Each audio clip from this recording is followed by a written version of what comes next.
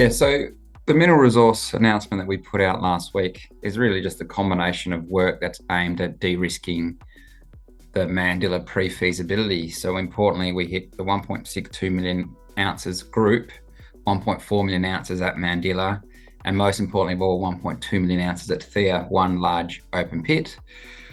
We were targeting a lift in the amount of indicated ounces, and we did get a 49% increase. So we were successfully able to generate that outcome. And importantly, we also added 161,000 new ounces. And when you look at all the expenditure that we had at Mandilla from July 2023 to this announcement, and then you divide that expenditure by the new ounces, we've actually still managed to add ounces at $26 an ounce. Given that we're more focused on indicated infill drilling, that's an exceptional outcome. So it was an important update for us at Astral Resources.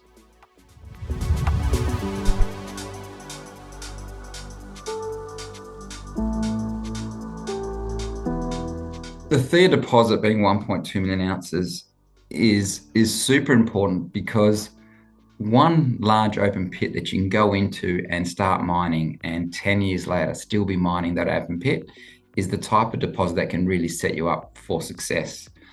That 1.2 million ounce Theia open pit in our location is the third biggest open pit besides the Super Pit and Red Hill, both of which are Northern Star operations. And it is the biggest by a country mile in our region that is still owned by a junior, being Astral Resources. So Theia is a very valuable jewel in the crown, so to speak, for Astral Resources.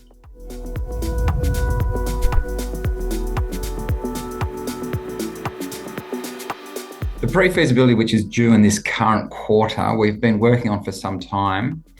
What's really important to date is with that new Mandilla resource update that we've just completed, we are now estimating those resources using $3,500 Australian to drive the whittle shell optimizations. But even more importantly, we're actually using costs that we've recently got from the industry, which are actually, and those costs are actually going to go to the pre-feasibility. So we have used the most recent cost data we have.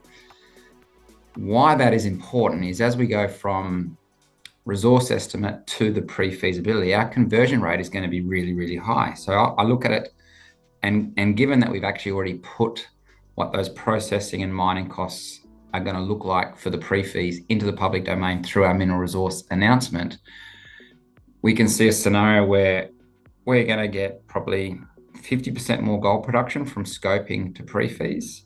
We're going to get easily 50% more revenue because the gold price is up well over 50%.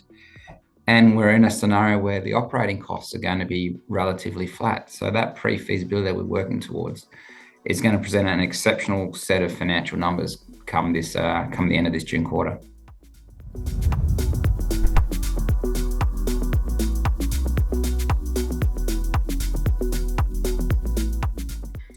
Yeah, 100%. We have been focused on doing everything necessary to allow that transition. Even going back to the corporate aspect of our business, March last year, we were 5% institutionally held. This time, now in 2025, April 2025, we're now 25% institutionally held. So we have a corporate register that can certainly assist us to become a developer. The mineral resource assessment, getting that 49% bump in indicated ounces, a necessary de-risking step, and the pre-feasibility that we're going to deliver in the June quarter will certainly really reinforce that ability. And then even more so, I mean, the recent transaction we did for Maximus Resources, where we are now entering the compulsory acquisition phase, that's another essential de-risking step to allow our tenement footprint the size and scope that we need to build a successful gold project at Mandilla.